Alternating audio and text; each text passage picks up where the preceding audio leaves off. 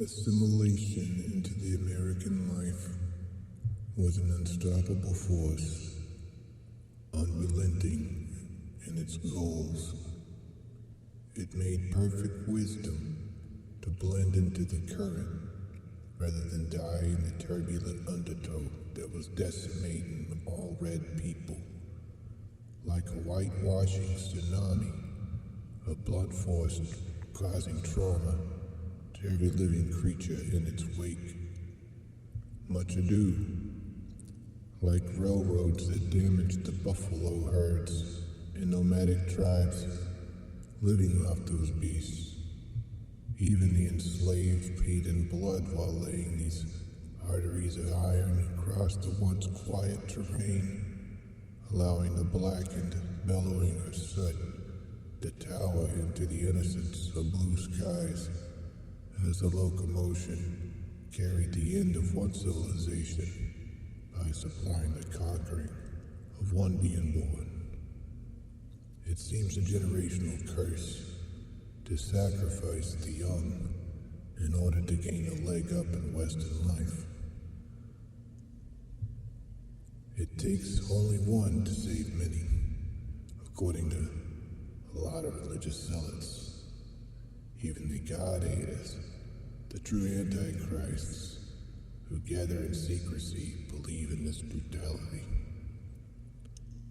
Ancients of old, Aztecs, Druids, even the Judaic system, at one point even God himself killed his own to create a hope for change and redemption.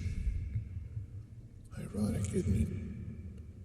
God killed his own single son in order to half-heartedly bring his creations to love him and allow unconditional love to persuade these lost souls to come running home for a future of gold mansions and no pain or suffering, an infinite life of utopia.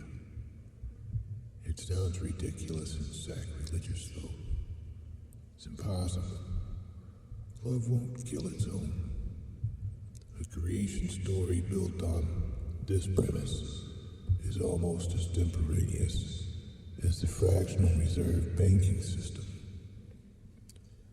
This credit-frauded society that is washing out from under all these Westerners holding a fistful of sand from a broken hourglass as the blood-stained silica falls into clotted clumps, clouding up the tainted rivers that are feeding an oiled, blotted ocean that controls our Earth's weather. The bottom of 3/4 of all our Earth being prospected and soon to be sold to the highest bidders with the biggest sticks. Only the warlords can move mountains.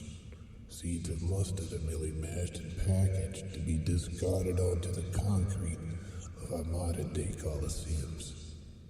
As the hot dog vendors call the masses with heart stoppers and suds to silence the insulin, much like P.T. Barnum, the baker of Brayton Circus, chaining down the dumbos and future psychotic pachyderms that will be shot on sight at the next Waffle House, Walmart, social justice rally, or Garlic Fest. It's unfortunate we aren't fighting vampires where daylight has its strength.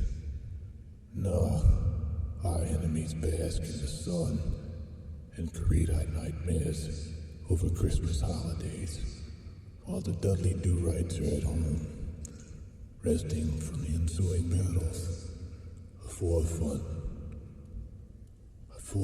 of profiteering, pillaging blue-blooded bangers, conquering through the baited lust of human frailty.